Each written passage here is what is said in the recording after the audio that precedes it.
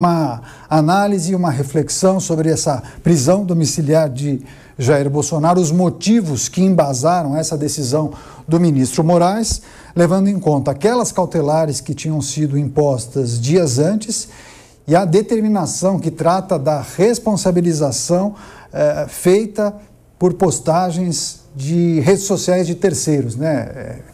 Jair Bolsonaro sendo responsabilizado por essas postagens que não foram feitas por ele. Enfim, o que achou da decisão que é preciso considerar a partir de agora? Bom, primeiro, Daniel, é uma honra estar aqui nesse debate do Visão Crítica sob seu comando, ao lado da professora Gabriela, junto com o Lucas, remotamente. Eu penso que esse é um tema muito importante para o país, né? Afinal de contas, nós estamos debatendo um decreto de prisão de um ex-presidente da República.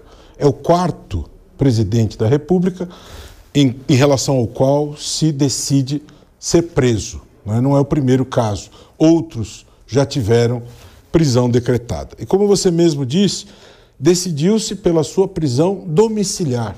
E por quê que foi decidido desta maneira? Porque Jair Bolsonaro tem problemas de saúde, de conhecimento público e notório, né? Ele tem a sua saúde fragilizada em virtude da facada, ele tem situações delicadas em relação à sua saúde, por isso o ministro Alexandre de Moraes foi prudente ao tomar essa decisão.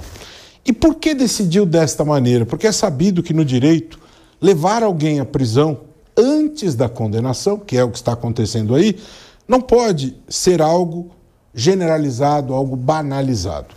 Antes desse decreto de prisão, o ministro Alexandre de Moraes já havia determinado algumas medidas. Determinou o uso da tornozeleira eletrônica, determinou que Jair Bolsonaro noturno não se aproximasse de embaixadas, houve a retenção de passaporte e também determinou essa abstenção em relação à publicação em redes sociais. Isso gerou um certo debate.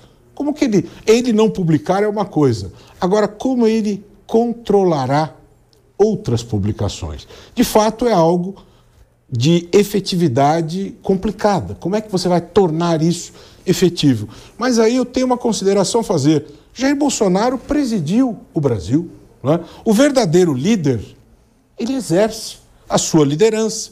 Ele tem meios de liderar uma situação como essa e dizer, olha, isto vai me prejudicar, se posicionar com clareza e liderar as pessoas que o seguem para que isso não aconteça, para que isso não o prejudique. Então a decisão de Alexandre de Moraes teve uma forte carga simbológica no sentido de que isso não aconteça porque isso seria prejudicial ao andamento do processo. Por que Alexandre de Moraes, Daniel, assim decidiu? Houve uma determinação cautelar em relação a esta situação e Jair Bolsonaro, como a introdução da reportagem mostrou, desafiou a justiça, né? Desafiou. Eu comparo isso, faço uma metáfora futebolística. O jogo está terminando, Jair Bolsonaro está em vias de ser condenado por crimes gravíssimos, o jogo está terminando, e para mim Jair Bolsonaro cavou um pênalti, né? Porque ele pode ser condenado e para ele a situação é crítica, é dramática, então ele cavou um pênalti. Ele provocou a justiça, desafiou a justiça. Se o Alexandre de Moraes não decide desta maneira, o Judiciário, o Supremo Tribunal Federal estão sendo desafiados, estão sendo aviltados, estão sendo desrespeitados. Ele tinha a obrigação, a necessidade de reagir sob pena de desmoralização da justiça no Brasil. Então essa reação decorre deste contexto.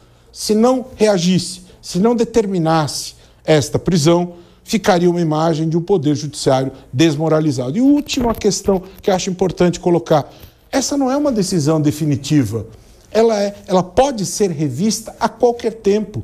Nós estamos falando de uma prisão processual, que visa a garantia da colheita da prova, que visa a proteção dessa colheita da prova, garantia da aplicação da lei a qualquer tempo, se o juiz que preside essa instrução entender que é caso, ele pode rever esta medida. Não é? Pois é, inclusive, daqui a pouco a gente traz a reflexão e a impressão do procurador Roberto Liviano, a respeito dessa possibilidade. Quais são os caminhos possíveis para a defesa de Jair Bolsonaro? Submeter essa decisão do ministro relator à avaliação dos demais integrantes da corte? Daqui a pouco a gente traz essa análise. Só vamos fazer um giro com os nossos convidados. Gabriela, advogada, professora de Direito Constitucional, queria também suas impressões a respeito da decretação da prisão domiciliar de Jair Bolsonaro. Eu tenho acompanhado muitas críticas que vêm sendo feitas por juristas, advogados ou analistas que entendem que a questão que envolve a publicação em rede social de terceiro, esse já seria um problema. Mas, para além disso, a decisão ter sido tomada de maneira monocrática. É sempre importante lembrar que estamos falando do ministro relator. Enfim, houve exagero na decisão, na sua avaliação? Eu entendo que não houve exagero, mesmo porque é uma decisão monocrática, mas é uma decisão monocrática que ela já tinha passado anteriormente pelo crivo da turma. Em meados de julho, quando o Alexandre de Moraes determinou as medidas cautelares para Jair Bolsonaro, aquela decisão ela foi referendada pela turma.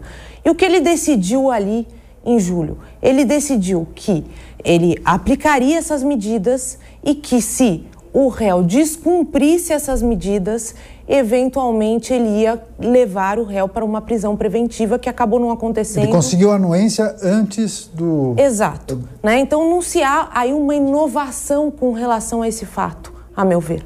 Né? Então não houve uma inovação, não é uma coisa que não tinha sido decidida, já havia sido decidida e já havia sido referendada pela turma. O que aconteceu? Aconteceu que uma das medidas cautelares ela foi descumprida por Jair Bolsonaro. Jair Bolsonaro ontem, né, participou de ligações e seus aliados, principalmente seus filhos, seus 3 filhos e o Nicolas Ferreiras, colocaram nas redes sociais esse tipo de montagem, né, que houve uma foto com ele de tornozeleira e ele com a manifestação que ele teve lá para os seus apoiadores durante a manifestação que a gente viu acontecer no domingo. Então, portanto, ele descumpriu deliberadamente essas medidas cautelares. Eram medidas cautelares que estavam descritas, que foram aclaradas por meio do que a gente chama de embargo de declaração, que é algo para, eventualmente, sanar uma contradição, sanar alguma coisa que não está clara numa decisão. Então, portanto, os advogados, eles foram até o ministro Alexandre de Moraes, isso foi sanado nesses embargos de declaração e o ex-presidente, ele tinha pleno conhecimento de que, se ele usasse, né, as declarações da forma que ele usou por pessoas muito próximas dele nas redes sociais, isso teria uma consequência. E eu acho que, de certa forma, o meu colega tem razão. Ele buscou essas consequências. Ele atingiu essas consequências, porque aí a gente vê que coloca o presidente Jair Bolsonaro numa posição em que ele sempre se deu muito bem, que é essa posição de polarização da sociedade. Isso acaba incitando os seus apoiadores. Mas o ministro Alexandre de Moraes, a meu ver, não tinha alternativa senão decretar uma medida que pudesse impedir Jair Bolsonaro de continuar tomando essas atitudes. Pois é, a doutora Gabriela traz essa reflexão que é importante, né? Houve, então, no entendimento dela, o descumprimento dessas medidas cautelares e aí o próprio Supremo fica pressionado a tomar uma decisão a partir desse descumprimento. Mas talvez daqui a pouco a gente tenha que dar 2 ou 3 passos para trás e questionar a medida cautelar, né? Será que aquela publicação causou algum tipo de impacto negativo na... Entendo que... Pois não, quer já complementar? Não, entendo que existe aí... Talvez a pergunta seja, houve exagero na imposição daquelas cautelares de julho? Então, algumas cautelares, como o meu colega muito bem colocou, são cautelares que realmente são efetivas e que deveriam, a meu ver, dada a situação ultrapolarizada que a gente tem, dada a situação, inclusive, de pressão internacional, deveriam ter sido aplicadas. Outras, eu acho que existe aí uma possibilidade de discutir as medidas cautelares. Mas, de qualquer forma, né, quando um juiz determina uma determinada providência, a gente não discute, a gente discute em juízo, mas a gente cumpre a providência que o juiz determinou. Se a pessoa não cumprir a providência, obviamente ela vai sofrer consequências e ela tem que estar ciente disso. E eu acredito que o ex-presidente Jair Bolsonaro ele tenha sido alertado pelos seus advogados com relação a isso. Pois é, tem uma frase antiga que diz o seguinte: decisão de juiz não se discute, né? É lógico. Se cumpre. Enfim, a gente vai trazer também avaliações e ponderações a respeito do que tem acontecido. Deixa eu só trazer o Lucas de Aragão, mestre em ciência política e sócio da Arco Advice, para essa discussão, essa avaliação. Lucas, seja bem-vindo, viu? Ótima noite a você. Estamos trazendo as reflexões e as análises sobre os aspectos jurídicos, legais, mas também a sua reflexão, o seu diagnóstico sobre os aspectos políticos também dessa decretação de prisão domiciliar. Enfim, o STF vem sofrendo pressões e críticas já há muitos anos, né? É preciso considerar que isso não começou agora. E a depender de quem está no poder, qual o grupo político que comanda o país, as críticas podem ser direcionadas ou, dependendo do lado do balcão que aquele grupo estiver, eles podem até fazer uma defesa ferrenha daqueles juízes ou daquela corte. Enfim, quais são as reflexões que a gente precisa fazer a partir da decretação dessa prisão domiciliar de Jair Bolsonaro? Mas parece que essas críticas que eu mencionei hoje são mais dirigidas a um único ministro, né? Daniel, é verdade, prazer, obrigado por me receber aqui no programa, cumprimento o Roberto, a professora Gabriela, é um prazer conversar com todos vocês. É um momento muito diferente da nossa república, né? A gente está há muitos anos aí numa tensão institucional que parece não ter fim, né? A gente tem dias de mais calmaria, a gente tem dias de tensão, a gente tem dias onde entra um país estrangeiro na briga, como os Estados Unidos recentemente. Agora, olhando para dentro, o que eu vejo dos últimos dias e quais são as consequências políticas disso, né? Vamos lá, a questão do Alexandre de Moraes no STF é que a decretação da prisão domiciliar, e isso eu falo com muita tranquilidade e clareza nesse momento, foi uma decretação que não caiu bem dentro do STF. Há muitos questionamentos dentro do STF em relação a essa decretação da prisão domiciliar do ex-presidente Jair Bolsonaro. E eu não estou aqui entrando no mérito sobre as questões do seu julgamento, sobre as questões relacionadas ao que ele fez ou deixou de fazer, mas existe uma crítica muito grande, e aí eu volto ao ponto que você até perguntou para a professora Gabriela, em relação às medidas cautelares. É uma prisão que é oriunda de um ponto que é realmente confuso da medida cautelar, né? Que são as questões de postagens feitas por terceiros, né? Seus filhos, enfim. Não é uma coisa muito natural da nossa história recente, da jurídica brasileira, a gente ter algo nesse sentido, de postagens feitas por terceiros, né? Quando a gente vai para o campo político, hoje a gente teve um dia muito agitado aqui em Brasília, um dia muito diferente aqui em Brasília. Como era de se esperar, a oposição fez um protesto na Câmara e no Senado, mais na Câmara do que no Senado, ocupando ali fisicamente o espaço do plenário da Câmara dos Deputados, evitando que a Câmara dos Deputados tivesse a sua sessão do dia. Isso não foi bem recebido pelo establishment político de Brasília. Eu conversei com alguns parlamentares, alguns líderes partidários do centro político, do Centrão, que é quem de fato toma as decisões, o dia a dia ali da política de Brasília.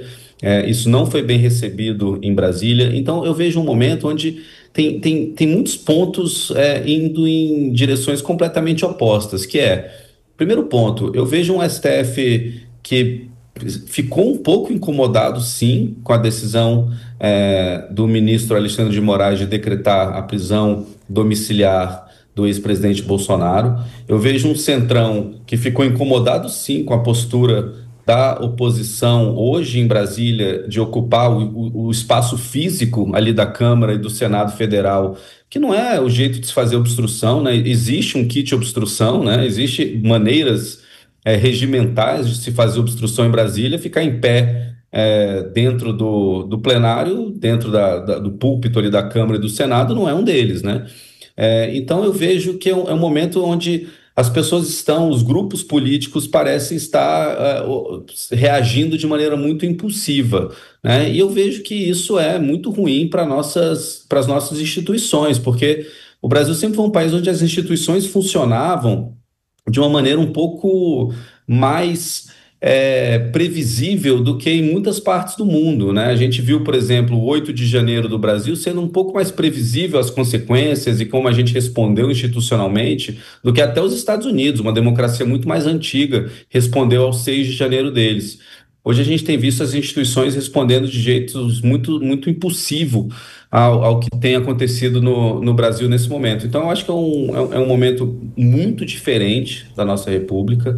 Eu vejo uma situação onde existe muito incômodo com todos os lados. Eu vejo o establishment brasileiro muito incomodado, tanto com a posição da oposição, do Eduardo Bolsonaro, mas também questionando medidas do STF, questionando essa decisão recente do ministro Alexandre de Moraes. Então, eu vejo uma situação muito diferente da nossa instituição, onde a gente tem muita polarização na sociedade, mas dentro do coração do processo político brasileiro, das decisões políticas brasileiras, críticas para ambos os lados.